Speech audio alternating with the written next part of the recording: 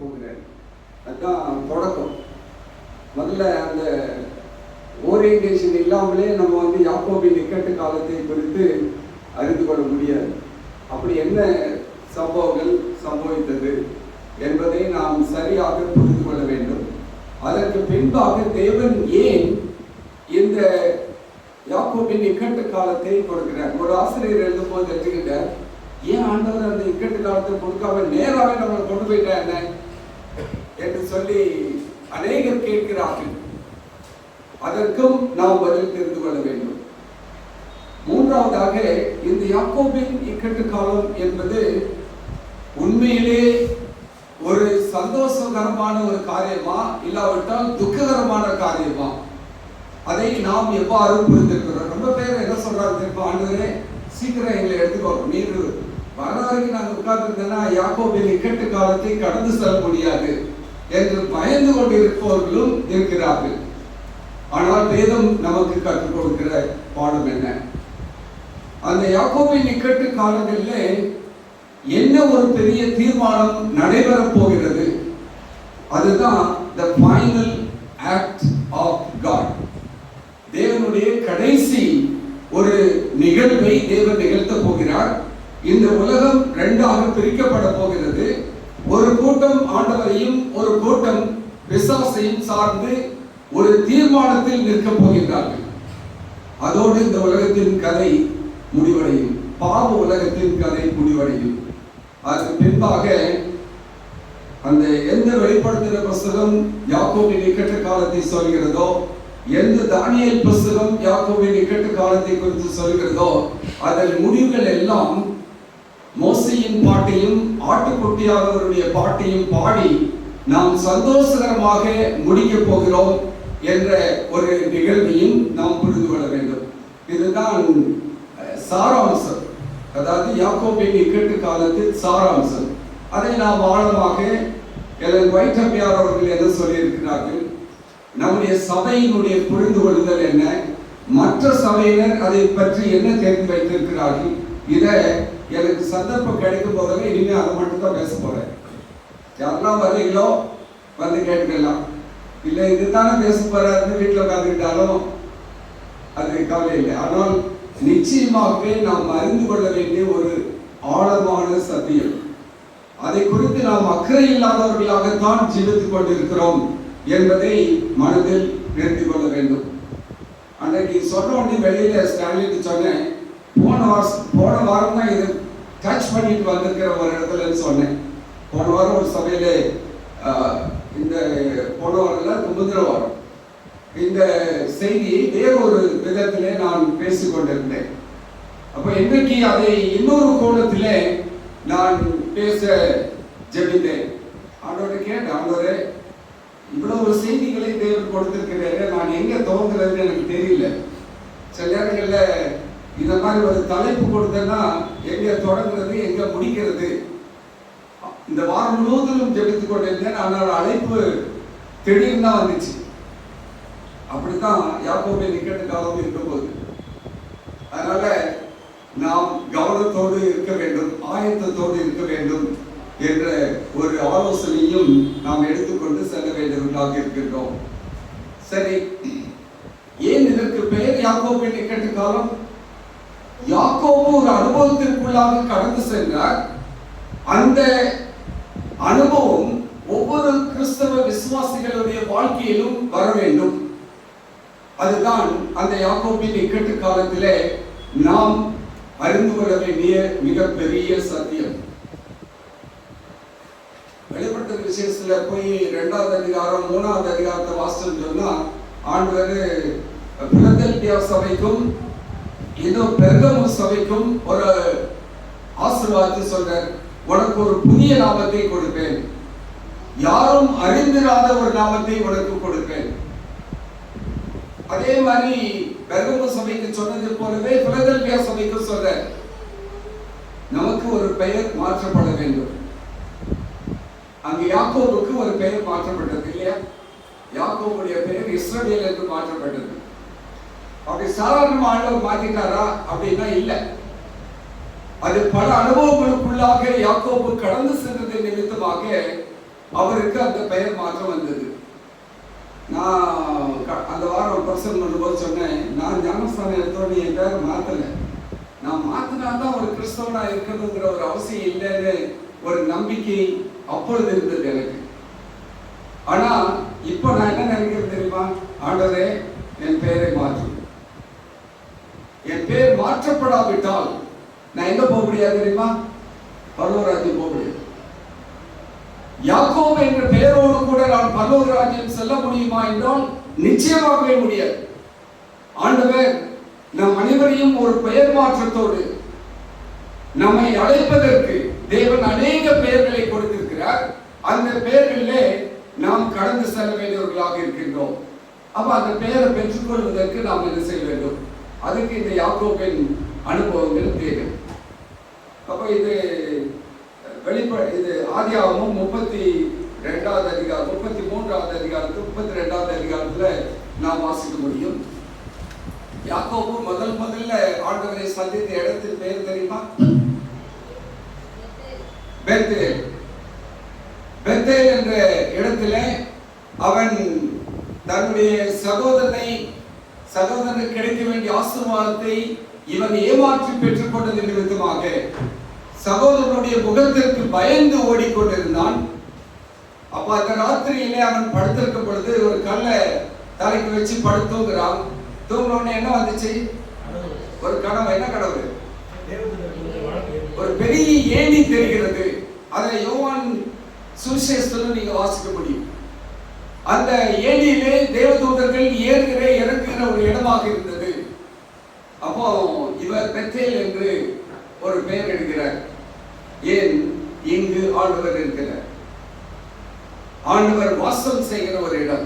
அப்ப ஒரு பொருத்தனை பண்றார். ஆண்டவரே, நீர் என்னை இப்பொழுது கோலும் தடியுமாக நான் கடந்து செல்கிறேன், என்னை நீர் சமாதானத்தோடு திரும்பி வர பண்ணுவேன் என்று சொன்னால் நான் தசமபாகம் காணிக்கைகளை கொடுத்து ஒப்புரவாகிறேன். இது முதலாவது பண்ணின பொருத்தனை. அது 28வது அதிகாரத்துக்கு போனீங்கன்னா நீங்க அதை வாசிக்கலாம். ஆனால் அதற்கு அப்புறமாக இப்பொழுது தன்னுடைய மாமன் வீட்டுக்கு செல்கிறான். நமக்கு எல்லாருக்கும் கதை தெரியும், அதனால வேகமா போறேன். அந்த அவருடைய வரலாற்றிலே மாமன் வீட்டுக்கு செல்கிறான். அது மாமன் வீட்டுக்கு அறியாமலே செல்கின்றான். அங்கு சந்திப்பின் காரியங்கள் நடந்திருக்கின்றன. சரி, மாமாட்ட வேலை பார்க்கிறான். முதல் மகளுக்கு 7 வருஷம், 2வது மகளுக்கு ஒரு 7 வருஷம், தன்னுடைய குடும்பத்திற்காக அவருடைய குடும்பத்திற்காக 7 வருஷம், கிட்டத்தட்ட 7 வருஷம். ஆனா மொத்தம் 20 வருஷம் தான். 21 வருஷம் இல்லை, 20 வருஷம் தான் அங்க இருக்கிறார். அந்த 20 வருடங்களிலும் ஆண்டவர் யாக்கோபோடு கூட இருந்தார். அப்ப பழையபடி ஆண்டவர் பேசுறாரு, உன்கிட்ட வந்து நீ எந்த ஒரு பொருத்தனை பண்ண இல்லை, நீ உன் தலைப்பை எடுத்துட்டு போ அப்படின்னு சொல்றாரு. அதை நினைவு கூர்ந்தவனாக தன்னுடைய மனைவிகள் இடத்தில் சொல்கிறான், பிள்ளைகள் இடத்தில் சொல்கிறான், புறப்படுவதற்கு ஆயத்தமாகிறான். அவனை மாமனாரை விட ஒரு மனைகிறார், போகக்கூடாதுங்கிறாரு. அவங்க தெரியாம ஓடி வந்துடுறாங்க. ஆனாலும் அவங்க ஓடி வந்து பிடிப்பதற்கு வருகிறார்கள். இதெல்லாம் நாம் அறிந்த ஒரு சரித்திரம். ஆனால் பெத்தேலிலே என்ன நடந்தது என்பதை சற்று நாம் நினைவுபடுத்தி பார்க்க விரும்புகிறேன். பெத்தேலில் என்ன நடந்துச்சு அப்படின்னா, அங்கு தேவனை முகமுகமாய் தரிசித்தார். அங்கு தேவனை முகமுகமாய் தேவ தூதர்கள் ஏறி இறக்கிறதும் வானம் திறந்திருக்கிறதையும் அங்கு கண்டான். அங்கு தேவனை அங்கு கண்டு கொண்டான். இப்போ வந்து இவருடைய பிரயாணம் எங்க வந்து நின்று போச்சு தெரியுமா? யாப்போக்கு என்ற ஒரு நதிக்கரையில வந்து நிற்கிறார்கள். இவருக்கு செய்தி வருகிறது. என்ன செய்தி? எந்த சகோதரன் தன்னை கொன்று விடுவான் என்று பயந்து ஓடி வந்தானோ அந்த சகோதரன் வந்து கொண்டிருக்கிறான் என்ற செய்தி வருகிறது. அந்த செய்தி வந்த உடனே இவருக்கு பயம் வந்துருச்சு, ரொம்ப பயம் வந்துருச்சு. தன்னுடைய ஆடு மாடுகள், தன்னுடைய வேலைக்காரர்கள், தன்னுடைய மனைவிமார்கள், பிள்ளைகள் எல்லாரையும் ஆற்று கடக்க பண்ணி அனுப்புறான். அவனுக்கு பரிசுகளையும் கொடுத்து அனுப்புகிறான். இப்ப யார் மட்டும்தான் இருக்கிறா? யாக்கோபு மட்டும் தனித்திருக்கின்றார். பயம், கொண்டு போட்டுவானோ ஐயன். அவன் அவ்வளவு முரட்டாளமான ஒரு மனிதன். அவன் வஞ்சனை வைத்துக் கொண்டே 20 வருஷமா காத்துட்டு இருக்கிறான். என்னைக்கு இவன் கிடைச்சாலும் சரி, அவனை நான் கொலை செய்யாமல் விட மாட்டேன். அது ஏசா செய்த தீர்மானம். ஆனால் இவனுக்கு தெரியல தன்னுடைய சகோதரனுடைய இருதயத்தை எப்படி மீட்டுக் கொள்வது என்பதை இவன் அறியாதிருந்தான். ஆனா இன்னொரு காரியத்தை மறந்துட்டான். இவர் கூட இருக்கிற ஆண்டவர் அவனுடைய இருதயத்தை மாற்றுவார் என்பதை அந்த நேரத்தில் அவன் நினைவு கொள்ளவில்லை. ஆகையினாலே பயத்தோடு இருந்தான். இப்ப யாக்கோபு நதிக்கரையில் அவன் இருக்கும் பொழுது அன்றைக்கு ராத்திரி தான் ஆண்டவரை நம்புகிற ஒரு மனிதனாக மாற்றப்படுகிறான். அந்த ஆண்டவரை பார்த்தான், இங்கு ஆண்டவரை நம்புகிற ஒரு மகனாக மாற்றப்படுகிறான். இங்கே பெத்தேலிலே அவன் ஆண்டவரை நம்புவதோடு மட்டுமல்ல, he became a believing person. ஆண்டவர் பரிபூர்ணமான ஆண்டவரே, நீர் என்னை ஆசீர்வதித்தால் நான் போய் வெற்றிகரமாக திரும்பி வருவேன் என்று சொன்னால் பொறுத்தல பண்ணான். ஆனா யாக்கோபுல என்ன நடந்துச்சு தெரியுமா? he was a broken man. எனக்கு என்ன செய்ய தெரியலப்பா, நான் பயந்து போய் இருக்கிறேன், உடைஞ்சு போய் இருக்கிறேன், நான் பண்ணதெல்லாம் தப்பு தான் என்ற உணர்வோடு உடைக்கப்பட்ட ஒரு மகனாக அங்கு காத்திருந்தான். அதே மாதிரி நீங்க பெத்தேலிலே எடுத்துக்கொண்டால் அவன் தேவனுடைய ஒரு குமாரனாக எண்ணப்பட்டான். ஆனால் யாக்கோபின் அனுபவத்திலே அவன் பரிசுத்த மனிதனாக மாற்றப்பட்டான். அதான் நம்ம படிக்க போறோம். தேவ மனிதனாக தெரிந்து கொள்ளப்பட்டான். இங்கு ஒரு பரிசுத்த மனிதனாக அங்கு மாற்றப்படுகிறான். அது எப்படிங்கிறது இப்ப பார்க்க போறோம். இன்னொரு காரியம், அங்கே தன்னுடைய பாவங்களுக்காக மரித்தான். எங்க? பெத்தேல்ல. ஆண்டவரே, நான் ஓடி வந்துட்டேன், தப்பு பண்ணிட்டேன் அப்படின்னு சொன்னான். இங்கே தன்னுடைய சொந்த பாவத்திற்காக மரித்தான், சுய பாவத்திற்காக மரித்தான். பொதுவான காரியத்துக்கு நம்ம சில வேளைகளில் பாவ அறிக்கை செய்துவிட்டு சென்று விடுகிறோம். ஆனால் முழுமையான ஒரு மாறுதலோடு செய்கிறோமா என்றால் இல்லை. அந்த மாற்றத்தை தான் இந்த யாக்கோபு நதியிலே அங்கு அவன் செய்தான். இன்னொன்று, பெத்தேலிலே அவன் என்ன செய்தான்? முடிஞ்ச உடனே குதிச்சு எந்திரிச்சு சந்தோஷமா காலில் ஸ்பிரிங் வச்ச மாதிரி நடந்து ஓடினான். இங்க யாக்கோபுல என்ன நடந்துச்சு? நொண்டிக்கிட்டே போனான். அங்கே குதித்து குதித்து சென்றிருக்க கூடும். ஏனால் இன்றைக்கு ஆண்டவரை நான் சந்தித்தேன், நான் இப்ப போறேன், என் கூட இருக்கிறாரு அப்படிங்கிற தைரியத்துல போனான். இப்போ ஆண்டவர் அவனை தொட்டதினாலே அவன் கால் சுருக்கிறவனாக நொண்டி கொண்டு சென்றான். எப்போ வரைக்கும் தெரியுமா? சாகுற வரைக்கும் அவன் நொண்டிக்கிட்டே தான். சாகுற வரைக்கும். ஏன் இப்படி நொண்டிக் கொண்டு இருக்கிறாய் என்று கேட்ட கேள்விகளுக்கு அவன் சொன்ன ஒரு பதில் என்னவாக இருந்திருக்கும்? ஒரு சாட்சி, ஆண்டவர் என்னை சந்தித்தார், என்னை தொட்டார், ஆகையினாலே நான் நொண்டிக் கொண்டு நடக்கிறேன். ஒரு பெரிய அடையாளத்தை தேவன் அவனுடைய சரீரத்திலே கொடுத்தார். ஆனால் தான் இஸ்ரவேல் ஜனங்கள் அந்த தொடை சந்து மாம்சத்தை அவர்கள் புசிப்பதில்லை. இன்றைக்கு வரைக்கும் யூத ஜனங்கள் அதை புசிப்பதில்லை. இன்றைக்கு நாம் சில பாடங்களை கற்றுக்கொள்வோம். நம்பர் 1, அந்த 24ஆம் வசனத்துல வாசிச்சோம் சொன்னா, யாக்கோபு பிந்தி தனித்திருந்தான். அப்பொழுது புருஷன் பொழுது விடியும் அளவும் அவனுடனே போராடினான். இப்போ இந்த யாக்கோபுக்கு நதிக்கரையில ராத்திரி ஆயிடுச்சு. பகல் நேரம் இல்லை, இரவு நேரத்தில் அவன் தனித்திருக்கிறான். தன்னுடைய கூடாரத்திலே தனித்திருக்கிறான். மனைவிமார்கள் இல்லை, பிள்ளைகள் இல்லை, வேலைக்காரர்கள் இல்லை, அவனுடைய சம்பத்துகள் அங்கே இல்லை, எல்லாம் கடந்து போயிடுச்சு. ஏன்? இந்த யாப்போக்கு என்ற நதிக்கு ஒரு பெயர் உண்டு. என்ன பெயர் தெரியுமா? ட்ரிபியூனல்ஸ் என்று சொல்லுவார்கள். கிளை நதிகள். கிளை நதிகள் என்ன செய்யும்?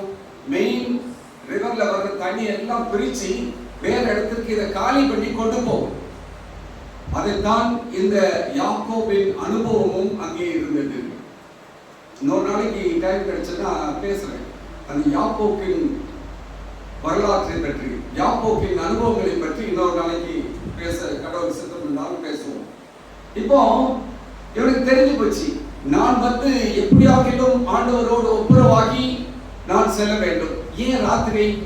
பகல் நேரம்னா we are distracted with so many things. கண்ணுக்கு முன்னாடி.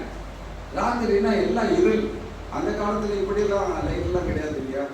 அவங்க கூடாரவாசிகள் அவர்கள் வசித்து கொண்டிருந்தார்கள். அப்போ அந்த கூடாரத்துல அவர்கள் சந்திக்கும்படியாக, யாரு? தேவனை சந்திக்கும்படியாக ஒரு பெரிய ஸ்லாக்கியத்தை அந்த யாக்கோபு பெற்றுக்கொண்டான். அவனுக்கு வேற எந்த நினைவும் இல்லை. ஒரே ஒரு நினைவு, ஆண்டவரே, நான் இப்பொழுது என் சகோதரனை எப்படி சந்திக்க போகிறேன்? அவன் என்ன உயிரோடு விட்டுவானா? ஒரு பெரிய பயத்தோடு அங்கு காத்து கொண்டிருந்தான். இன்றைக்கு நமக்கு அந்த ஒரு பயம் இருக்கணும். நம்முடைய வாழ்க்கையிலே நாம் செய்த பாவங்களின் நிமித்தமாக நாம் மரித்து விடுவோம் என்கின்ற பயம் நமக்குள்ளாக இருக்கிறதா? நாம் செய்த பாவத்திற்கு நாம் தப்பித்துக் கொள்வதற்கு தேவன் அண்டையிலே மன்னிப்பு கேட்பதோடு மட்டுமல்ல, தன் பாவங்களை அறிக்கை செய்து விட்டு விடுவதற்கு நானும் நீங்களும் ஆயத்தமாக இருக்கிறோமா? அதைத்தான் அந்த இரவிலே அவன் தனித்து இருக்கும் பொழுது அவன் தேவனோடு கூட ஒரு சந்திப்பை பெற்றுக்கொள்வதற்கு அவன் ஆயத்தமாக இருந்தான். வேதத்திலே நான் தேடி பார்த்தேன், ஒரு 6 பேர் கண்டுபிடிச்சேன். தனியா இருந்து ஜெபம் பண்ணவங்க யாரெல்லாம் தெரியுமா? பழைய பாடல 3 பேரை சொல்றேன், புதிய பாடல நீங்க 3 பேரை கண்டுபிடிங்க. மோசே, யாக்கோபு, மோசே, இன்னொருத்தர் எரேமியா. இன்னும் 3 பேர் புதிய பாடல நீங்க யோசிச்சு பாருங்க யாரா இருந்திருக்கும். இயேசு கிறிஸ்து இருந்தார், பவுல் இருந்தாரு, இன்னொருத்தர் பழைய பாடல தான் தானியேல் தனித்து இருந்தார். சரியா? இவங்க 6 பேர் தான் வேதாகமத்திலே தேவனோடு தனித்திருந்த பிள்ளைகள். இந்த 6 பேரும் தனித்திருந்ததனாலே அவர்கள் பெற்றுக்கொண்ட பெரிய ஆசீர்வாதங்கள் என்ன? பெரிய வல்லமையை அவர்கள் பெற்றுக்கொண்டார்கள். சாதாரணமா இல்லை. இன்றைக்கு நானும் நீங்களும் ஆண்டவரோடு தனித்திருப்பதிலே நேரத்தை செலவழிக்கிறோமா?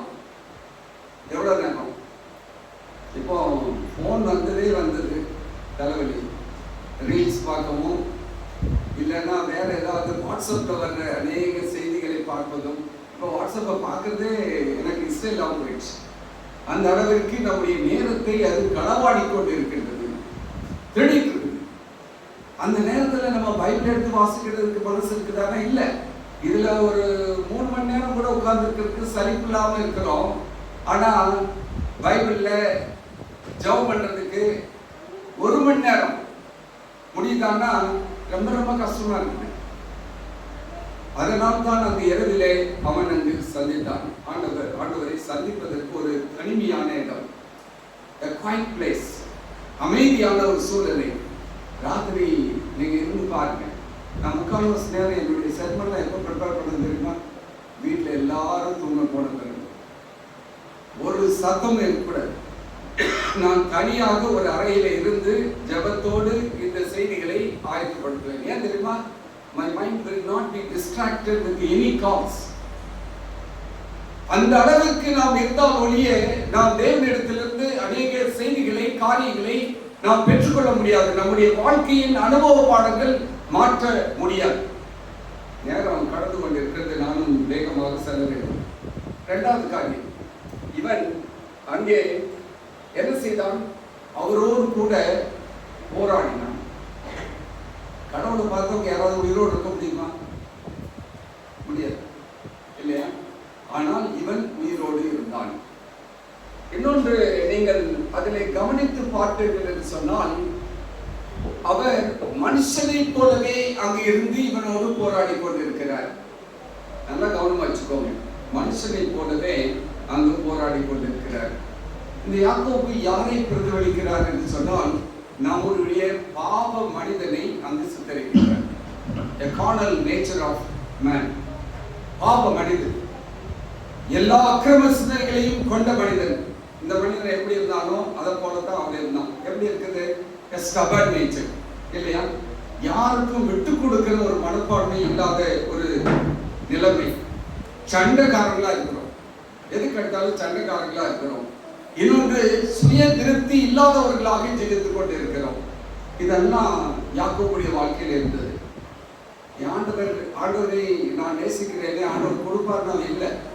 அவன் களவாடி கொண்டு திருடிக்கொண்டு செல்ல வேண்டும். கடைசி வரைக்கும் ஏமாத்திக்கிட்டா இருந்தான். மாமனாருக்கு கூட ஏமாத்தணும் இல்லையா?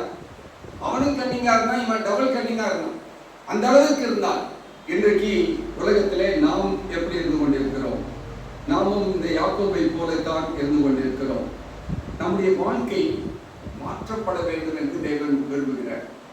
அன்னைக்கு ராத்திரி ஆண்டவரை சந்திக்கும் பொழுது இவன் பாவம் உள்ள ஒரு மனிதன் அங்கே வந்து இந்த மனிதனோடு போராடுகிறார். தேவன் ஒரு பெரிய நோக்கம் வைத்திருந்தார். அப்ப எனக்கு ஒரு கேள்வி வந்துச்சு, ஏன் ஆண்டவர் 20 வருஷம் காத்திருந்தாரு?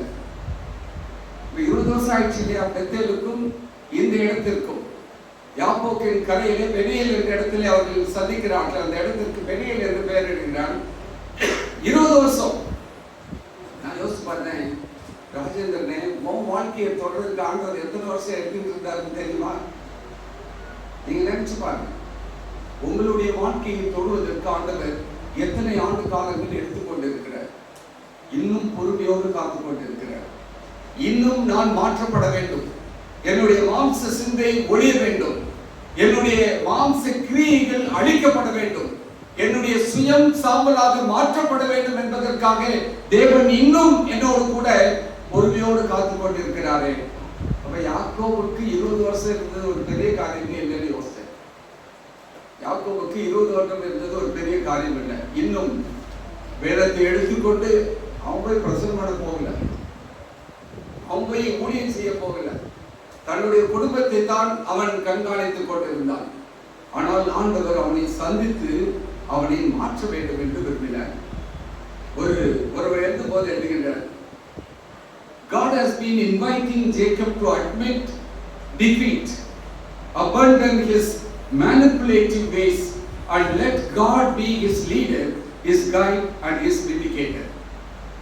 ஆண்டவர் ஒரு காரியத்தை உணர்த்த வேண்டும். அவனை அழைத்துக் கொண்டிருந்தார். எதற்காக என்று சொன்னால், அவன் தன்னுடைய தவறுகளை, தன்னுடைய தோல்விகளை விட்டுவிட்டு ஆண்டவருக்காக ஒப்பு கொடுத்தவனாக, எந்த காரியத்தை இவன் சூழ்ச்சி செய்த காரியங்கள், அவனுக்கு எத்தன் என்று பெயர் அல்லவா, அந்த பெயருக்கு ஏற்றவாறு அவன் நடந்து கொண்டிருந்தான் அல்லவா. அப்படி இல்லாமல் ஆண்டவரை தனக்கு ஒரு தலைவராக, தன்னை வழி நடத்துகிறவராக, தனக்கு வெற்றி கொடுப்பவராக அவன் மாற்றுகிற அளவிற்கு தேவன் பொறுமையோடு காத்துக் கொண்டிருந்தார். இந்த அனுபவங்கள் இல்லைன்னு சொன்னா நம்ம எங்க கடந்து போக முடியாது. யாக்கோபின் இக்கட்டு காலத்திற்கு கடந்து செல்ல முடியாது.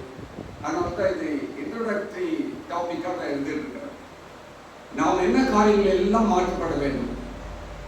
இங்கு அவர் அழகாக எழுதுகிறார், God is restraining himself. God wants to change us, but it is possible for God to fight with us and not be willing. அன்றைக்கு ராத்திரி யார் ஜெயிச்சார்? யாக்கோபும் தேவனும் போராடினார்கள். யார் ஜெயிச்சார்? போராடி மேற்கொண்டாயே. இன்னைக்கு அதான் நடந்துட்டு இருக்கு நம்ம வாழ்க்கையில். யார் தான் ஜெயிக்கிறார் தெரியுமா? நம்ம பாவத்தில் வாழ்வதன் மூலமாக ஆண்டவரே நீர் என்ன சொல்றீரு, நான் இப்படித்தான் இருக்க போறேன், என்னுடைய குணாதிசயங்களை நான் மாற்றப் போவதில்லை. யார் தோத்து போயிட்டு இருக்கிறார்? பிதாவே இவர்களை மன்னியும் என்று சொன்ன ஆண்டவராக இயேசு கிறிஸ்து தோற்றுக் கொண்டிருக்கிறார். இனி நான் அல்ல, கிறிஸ்துவே என்னில் ஜீவிக்கிறார் என்று பவுல் சொன்னார் அல்லவா. அப்பொழுது கிறிஸ்து இயேசுவில் இருந்த சிந்தையை உங்களிலும் இருக்க கடவுது என்று அவர் எழுதி வைத்தார். ஆவியானவரை கொண்டு எழுதுகிறார். இன்றைக்கு அப்படிப்பட்ட ஒரு சிந்தை மாற்றப்படாத அளவிற்கு இருக்கும் பொழுது யார் தான் ஜெயிச்சுட்டு இருக்கிறார்? சுய மனிதன் ஜெயித்துக் கொண்டிருக்கிறான், பாவ மனிதன் ஜெயித்துக் கொண்டிருக்கிறான். ஆண்டவர் பொறுமையோடு காத்துக் கொண்டிருக்கிறார். இன்னைக்கு நாம் என்ன செய்கிறோம்? God wants our willing submission. He wants us to surrender to him without his having to knock us down or injure us. சில வேளைகளில் ஆண்டவர் எப்படியாவது நம்மை மீட்டுக் கொள்ள வேண்டும் என்று சொன்னால் ஒரு அடி அடிப்பார். எந்திரிக்க முடியாத அளவுக்கு அடிப்பார். அதுலயே நம்ம திருந்தலன்னு சொன்னால் ஆண்டவர் கைகழுகிறார். இன்னைக்கு அந்த அளவுக்கு நாம் செல்லக்கூடாது என்பதுதான் தேவனுடைய ஒரு விருப்பம். மூன்றாவது பாடம் இந்த பகுதியில நாம் வாசிக்கும் பொழுது, அவர் நான் போகட்டும் பொழுது விடுகிறது என்றார். அதற்கு அவன், நீர் என்னை ஆசீர்வதித்தாலே உம்மை போக விட மாட்டேன். அவர் உன் பேர் என்ன என்று கேட்டார். யாக்கோபு என்றான். அப்பொழுது அவர், உன் பேர் இனி யாக்கோபு எனப்படாமல் இஸ்ரவேல் எனப்படும், தேவனோடும் மனிதனோடும் போராடி மேற்கொண்டாயே. இந்த இடத்துல ஆண்டவர் யார் என்பதை இவன் தெரிந்து கொள்வதற்கு ஒரு சந்தர்ப்பம். ஆனால் தேவன் அவனை முழுமையாக மாற்றுகிறார். இவன் அங்கு உடைக்கப்படுகிறான். 26ஆம் வசனத்துல பார்த்தனா, அவர் நான் போகட்டும், பொழுது விடுகிறது, அதற்கு அவன் நீர் என்னை ஆசீர்வதித்தால் ஒழிய உம்மை போக விட மாட்டேன். இன்னைக்கு நம்ம வாழ்க்கையில நாம் ஆண்டவரோடு கூட அப்படிப்பட்ட ஒரு சூழ்நிலை உருவாக்க வேண்டும் என்று சொன்னால் அதுக்கு எவ்வளவு ஜெப வாழ்க்கை தேவை தெரியுமா? எவ்வளவு தூரம் ஜெபத்துல நம்ம உட்கார்ந்துட்டு இருக்கிறோம், எவ்வளவு நேரம் வேத வாசிப்பில் உட்கார்ந்து கொண்டு இருக்கிறோம், வேத பாடங்களை கற்றுக்கொள்வதிலே எவ்வளவு ஆர்வம் உள்ளவர்களாக இருந்து கொண்டு இருக்கிறோம். என் தேவன் யார் என்பதை நான் சரியாக புரிந்து வைத்திருக்கிறேனா? ராஜேந்திரன் சார் வந்தாரு, ஒரு ஆண்டவரை பற்றி இப்படி சொல்லிட்டு போனாரு அப்படின்னு இல்ல, நான் விசுவாசிக்கிற என் தேவன் இப்படிப்பட்டவர் என்ற ஒரு காரியத்தை நீங்கள் சொல்லுகிறவர்களாக இருக்க வேண்டும். அதுதான் நம்முடைய அனுபவமாக நம்முடைய வாழ்க்கையில் இருக்க வேண்டும். இங்க யாக்கோபு போராடுகிறான். போராடி ஒரு ஆவிக்குரிய அனுபவத்தை அவன் பெற்றுக்கொள்கிறான். அந்த ராத்திரி பொழுது ஒரு விதத்தில் பார்ப்போம் என்று சொன்னால் இவனுக்கு அநேக ஆசீர்வாதங்கள் இருந்தன. ஒன்று, தாத்தா ஆபிரகாமின் ஆசீர்வாதம், அநேக தேசங்களுக்கு தகப்பனாக ஏற்படுத்தப்பட்ட அந்த ஆசீர்வாதம் இருந்தது. சாராளுடைய பொறாமை இவனுடைய வாழ்க்கையிலே இருந்தது. இவனுடைய தாயின் கன்னிங்னஸ், எப்படியாகிலும் ஏமாற்றி அந்த காரியத்தை பெற்றுக் கொடுத்து விட வேண்டும் என்ற அந்த குணாதிசயம் இருந்தது. அதை விட மேலாக தன்னுடைய தகப்பனின் விடாமுயற்சியும் அவனிடத்திலே காணப்பட்டது. ஆகையினாலே இதெல்லாம் ஒருங்கு சேர்ந்தவனாக அங்கு இருந்தான். ஆனா ஒரு காரியத்தை நான் சற்று ஆழமாக படிக்கும் போது கண்டுபிடித்தேன். என்ன தெரியுமா? He had a spiritual sensation. இல்லாவிட்டால் ஆவிக்குரிய ஒரு உணர்வு இருந்தது. அப்படி இல்லைன்னு சொன்னா அந்த பெத்தேல்ல அவனுக்கு ஒரு அனுபவம் வந்திருக்காரு. ரெண்டாவது, மாமனார் வீட்டில் இருக்கும்போது ஆண்டவர் அவன்கிட்ட பேசுறாரு, நீ கிளம்பு, இது உன் இடம் இல்லை, நீ கிளம்பு சொன்ன உடனே அவன் கிளம்பி இருக்க மாட்டான். அவனுக்கு அந்த ஒரு உணர்வோடையே அவன் ஜீவித்து கொண்டிருந்தான். அதனால இந்த நாளிலே ஆண்டவரோடு கூட அவன் இருக்கும் பொழுது தன்னுடைய வாழ்க்கையை முற்றிலுமாக அவன் அர்ப்பணிப்பதற்கு அவன் ஒப்பு கொடுத்தான். உடைக்கப்பட்டான். உடைக்கப்பட்டது எப்படி? ஆண்டவரே, நீர் என்னை ஆசீர்வதித்தால் ஒழிய உண்மை விட மாட்டேன். இன்னைக்கு நம்ம அப்படி முடிச்சு வச்சுட்டு இருக்கிறோமா? அவனுக்கு தெரியும் அவன் போராடுறது யாரோட போராடி இருக்கிறான், நல்லாவே தெரியும். ஆண்டவரோடு கூட போராடி கொண்டிருக்கிறேன். ஆண்டவரே, நீர் என்னை ஆசீர்வதித்தால் ஒழிய உண்மை விட மாட்டேன். இன்னைக்கு நம்ம ஜெபம், நம்முடைய வேண்டுதல்கள் எப்படி இருக்குன்னு தெரியுமா? அப்பா, என் பாவத்தை கழுவும், நான் தகுதியற்றவன், ஆனாலும் நீர் என்னை ஆசீர்வதிக்க வேண்டும், நான் உம்முடைய பிள்ளையாக இருக்க வேண்டும் என்ற உணர்வோடு ஜெபிக்கிற ஜெபங்களை ஆண்டவர் எதிர்பார்த்துக் கொண்டிருக்கிறார். வார்த்தை ஜாலங்களில் அல்ல, நம்முடைய ஜெபங்கள் உள்ளத்தின் ஆழத்திலிருந்து வரக்கூடிய ஜெபங்களாக இருக்க வேண்டும். உடைக்கப்பட்ட மனிதனின் உள்ளத்திலிருந்து வரக்கூடிய ஒரு ஜெபங்களாக இருக்க வேண்டும். அன்னைக்கு ராத்திரி அதான் அவன் ஜெபம் பண்றான். ஆண்டவரே, நீர் என்னை ஆசீர்வதித்தால் ஒழிய உம்மை விட மாட்டேன். இன்னைக்கு நான் ஆண்டவரை அப்படி பிடித்துக் கொண்டிருக்கிறேன். ஏன்னா அந்த ஆண்டவர் கேட்கிறார், உன் பேர் என்னப்பான்னு கேட்கிறார். என்ன சொன்னான்? யாக்கோபு. ஒத்துக்கொண்டான். ஆண்டவரே, என் பேர் யாக்கோபு, நான் எத்தன் ஏமாற்றுபவன், என் சகோதரனை ஏமாற்றினவன், என் கண் தெரியாத அப்பாவை நான் ஏமாற்றிட்டு வந்தவன் அப்படிங்கிறதை அவன் ஒத்துக்கொண்டான். ஒத்துக்கொண்டதை நிமித்தமாக ஆண்டவர் அவனை சொல்லுகிறார், அவன்கிட்ட நான் போறப்பா அப்படிங்கிறாரு. இல்லை, 1 யோவான் 1ஆம் அதிகாரம் 9ஆம் வசனத்துல நான் வாசிக்கிறோம். எல்லாருக்கும் தெரியும், நம்முடைய பாவங்களை நாம் அறிக்கை செய்து விட்டுவிட வேண்டும். அப்படி இல்லைன்னு சொன்ன என்ன ஆகும்? நாம் பொய்யர்களாக இருக்கின்றோம். அப்படின்னா இன்றைக்கு நம்முடைய வாழ்க்கையும் கிறிஸ்தவ வாழ்க்கையும் அப்படிப்பட்ட ஒரு அனுபவத்திற்குள்ளாக கடந்து செல்லவில்லை என்று சொன்னால் நம்முடைய வாழ்க்கை மாற்றப்படாது. வாழ்க்கை மாற்றப்படாது. நாம் 50 வருஷம் இல்லை, 60 வருஷம் இல்லை, 75 வருஷம் ஆனாலும் சரி, நான் பழைய மனிதனாகவே தான் இருந்து கொண்டிருப்பேன் ஒழிய மாற்றப்பட்ட ஒரு மனிதனாக இருக்க போவதில்லை. ஆண்டவர் சொல்றாரு, நான் போறேன் அப்படிங்கிற இல்லையா? ஆனா நம்ம ஆண்டவருடைய வழக்கமான சொல் என்னது? ஒரு 2 வசனத்தை வாசிப்பேன். ஏசாயா 27வது அதிகாரம் 5வது வசனத்தை வாசிங்க. ஏசாயா 27:5. இல்லாவிட்டால் அவர் என் பெலனை பற்றிக்கொண்டு என்னோட ஒப்புரவாக இருக்கும். அவர் என்னோட ஒப்புரவாகும். இல்லாவிட்டால் அவன் என் பெலனை பற்றிக்கொண்டு என்னோட ஒப்புரவாகட்டும், அவன் என்னோட ஒப்புரவாவான். ஆண்டவர் அதான் விரும்புகிறார். நீ வா, என் கூட வா, என் கூட இரு அப்படிங்கிற. இன்னொரு வசனத்தை வாசிப்போம். 139ஆம் சங்கீதம் 10ஆம் வசனம். 139ஆம் சங்கீதம் 10ஆம் வசனம். அங்கேயும் என்ன செய்யும்? அங்கேயும் ஒரு கை என்னை நடத்தும், உமது வலது கரம் என்னை பிடிக்கும். நம்முடைய ஆண்டவர் நம்மை விடுகிறவர் அல்ல, நம்மை பிடித்துக் கொள்கிற தேவன். ஆனா யாக்கோபுட்ட என்ன சொல்றாரு? என்னை விடு, நான் போராடுகிறேன், என்னை விடு, நான் போக வேண்டும். ஆண்டவருக்கு பிடித்தமான ஒரு வார்த்தை என்ன தெரியுமா? இயேசுவானவருக்கு பிடித்தமான ஒரு வார்த்தை, கம் கம் அண்ட் மீ, என்னிடத்திற்கு வாருங்கள், வருத்தப்பட்டு பாரம் சுமக்கிறவர்களே என்னென்னையில் வாருங்கள். ஆண்டவர் சொல்லி திரும்புகிற ஒரே ஒரு வார்த்தை, நீ வா வா, எங்க இருந்தாலும் சரி. தாகமாய் இருக்கிறவர்களே என்னென்னையிலே வாருங்கள். ஆண்டவர் சொல்கிற ஒரு வார்த்தை, வா வா என்று சொல்கிற தேவன் இன்றைக்கு நான் போகிறேன் அப்படிங்கிற. எந்த விரல் கற்பலைகளிலே தொட்டு 10 கற்பனைகளை எழுதியதோ, இன்றைக்கு அதே விரல் யாக்கோபை தொட்டு அவனை முடமாக்கி. யோசிச்சு பார்த்துருக்கீங்களா? அதே விரல் அவனை தொட்டு முடமாக்கியது. ஆண்டவரோடு போராடி அவன் மேற்கொள்கிறான். இப்பொழுது அவன் ஆசீர்வதிக்கப்பட்ட மகனாக அங்கிருந்து செல்கிறான். அவனுக்கு என்ன பெயர் கொடுக்கிறாரு? இஸ்ரவேல். இஸ்ரவேல் என்ன தெரியுமா?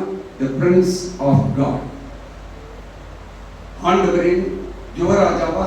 பிரின்ஸ்னா ராஜகுமார் இல்லையா? தமிழ் மொழியாகும் இளவரசன்.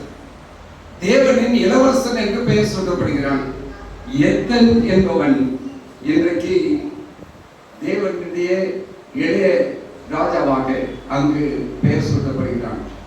ஆண்டவர் உங்களை என்னையும் மனசுக்கு வைக்கணும்னு ஆசைப்படுறார் தெரியுமா? கேட்க பரலோக ராஜ்யத்தில் அவருடைய சிம்மாசனத்திற்கு வலது பக்கம் இடது பக்கம் இருக்கிற சிம்மாசனங்களிலே நம்மையும் அப்படி அமர வைப்பதற்கு காத்து கொண்டிருக்கிறார். அதற்கு யாக்கோபின் இக்கட்டு காலம் மிகவும் அவசியமாக இருக்கிறது. கடந்து செல்ல வேண்டும். அப்பேற்பட்ட ஒரு அனுபவத்தை நாம் பெற்றுக்கொள்ள வேண்டியவர்களாக இருக்கின்றோம். கொஞ்ச நேரத்துக்கு முன்னால் நான் சொன்னேன், he became a branded man. சில நேரத்தில் நல்ல பிராண்டட் ஷர்ட் போட்டுருப்போம். சில நம்ம ஃப்ரெண்ட்ஸ் எல்லாம் நாமெல்லாம் கிண்டல் பண்ணுவோம், அவர் என்ன, அவர் பிராண்டட் மேன், அவர் இந்த ஷர்ட் தான் போடுவார் அப்படின்னு நாங்கள் சொல்லியிருக்கிறோம். நம்மெல்லாம் சாதாரணமாக போடுறோம், அவங்கெல்லாம் பிராண்டடாக போடுற ஆட்கள். ஆனால் இங்கே we need to be branded as God's children. அப்போஸ்தலர் நடவடிக்கைகள் வாசித்தா அவங்கள கிறிஸ்தவர்கள் என்று அழைத்தார்கள். ஒரு பிராண்ட் நேம் வச்சாங்க. ஏனென்றால் அவர்கள் அப்படி பாடி துதித்து ஆண்டவருடைய நாமத்தை பிரஸ்தாபப்படுத்ததினாலே அவர்களுக்கு கிறிஸ்தவர்கள் என்று பெயர் வந்தது. இதோ உலகத்தை கலக்குகிறவர்கள் வந்து விட்டார்கள் என்று பெயர் வைத்தார்கள். ஆண்டவர் நம்மை பார்த்து அழைக்கிறார், பரிசுத்தவான்களே, நீதிவான்களே என்று அநேக பெயர்களை சொல்லி தேவன் அழைக்கிறார். இன்றைக்கு நாம் அப்படி அழைப்பதற்கு தகுதியுள்ளவர்களாக இருந்து கொண்டிருக்கிறோமா? இவன் எங்கு சென்றாலும் சரி, அந்த நொண்டி போன பார்த்தீங்களா, ஒவ்வொரு முறையும் நொண்டி நடக்கும் பொழுது அவனுக்கு தேவனுடைய நினைவு வந்து கொண்டே இருந்தது. அன்றைக்கு இரவிலே நான் ஆண்டவரோடு கூட போராடினேன். ஆண்டவரோடு கூட போராடி அந்த ஆசீர்வாதத்தை நான் பெற்றுக்கொண்டேன். அந்த ஆசீர்வாதத்தினாலே என் பெயர் மாற்றப்பட்டது. இனி நான் அல்ல, கிறிஸ்துவே என்னில் ஜீவிக்கின்றார் என்ற ஒரு வார்த்தை, ஒரு உள்ளம் அவனுக்குள்ளாக மாற்றப்பட்டது. இன்றைக்கு நானும் நீங்களும் அப்படிப்பட்ட ஒரு வாழ்க்கை வாழ்வதற்கு ஒப்பு கொடுத்திருக்கிறோமா? Are we a branded person? இன்றைக்கு ரொம்ப நேரங்களில் நாம் பழைய மனிதர்களாகவே தான் ஜீவித்துக் கொண்டிருக்கிறோம். இன்னும் மாற்றப்பட வேண்டும், இன்னும் உடைக்கப்பட வேண்டும், இன்னும் திருத்தப்பட வேண்டும், இன்னும் ஆண்டவருக்கு பிரியமான ஒரு வாழ்க்கையை வாழ வேண்டும். முன்னாடி ஒரு தடவை ஒரு பிரசங்கம் பண்ணேன். யாரை பற்றி தெரியுமா? பேதுருவை பற்றி. யாருக்கா ஞாபகம் இருக்குதா? பேதுருவின் படகு என்று சொல்லி ஒரு பிரசங்கம் பண்ணேன். பேதுரு யோவான் எழுதின சுவிசேஷம் 20வது அதிகாரம் 21வது அதிகாரம் வர வரைக்கும் தன்னுடைய படகை மறக்காமல் இருந்து கொண்டிருந்தான். ஆண்டவர் பார்த்து சொன்னாரு, பேதுருவே நீ நண்பாக இருக்கிறாயா? 3 முறை கேட்டார். அவன் அழுது கொண்டு சொன்னான், ஏன் ஆண்டவரை எப்படி கேட்கிறது? நான் அப்படி இல்லை ஆண்டவரே. அப்ப இதெல்லாம் விட்டுட்டு படகு, அங்க இருக்கிற வலை, மீன்கள் எல்லாவற்றையும் விட்டு விட்டு வருவதற்கு நீ ஆயத்தமாக இருக்கிறாயா? இந்த இரவிலே நம்மை ஆண்டவர் அதே கேள்வி கேட்கிறார். நாம் ஆண்டவருக்காக, ஆண்டவருடைய சத்தத்திற்காக, அவருடைய சித்தத்திற்காக, அவருடைய பெயரை பிரஸ்தாபப்படுத்துவதற்காக நீங்களும் நானும் அழைக்கப்பட்ட பிள்ளைகளாக இருந்து கொண்டிருக்கிறோமா? சவுலை தேவன் அழைத்தார், பவுலாக மாற்றினார். கடைசி வரைக்கும் அவர் மாறல. பேதுரு கடைசி வரைக்கும் மாறல. தன்னை தலையிலே சிலுவையிலே அடிக்கும்படிக்கு ஒப்புக்கொண்டார். பேதுரும் பவுலும் அப்படி அடிக்கப்பட்டார்கள். இன்னைக்கு இக்கட்டு காலங்கள் வரும் பொழுது நாம் ஆண்டவருக்காக பாடுகளை சகிப்பதற்கு ஆயத்தமாக இருக்கிறோமா? எவ்வளவு பேர் இப்பவே சில காரியங்களை விட்டுக் கொடுப்பதற்கு நமக்கு மனதில்லை. அப்ப எப்படி விட்டுக் கொடுக்க போறோம்? அந்த காலகட்டங்களில் எப்படி இன்னும் வர நாட்களில் படிப்போம். என்னென்னலாம் விடணும், என்னென்னலாம் செய்யணும் அப்படிங்கிறத நம்ம படிப்போம். இன்னொரு காரியம், நம்முடைய வாழ்க்கை முறை. இந்த 32வது அதிகாரம் 32ஆம் வசனத்தை வாசிங்க.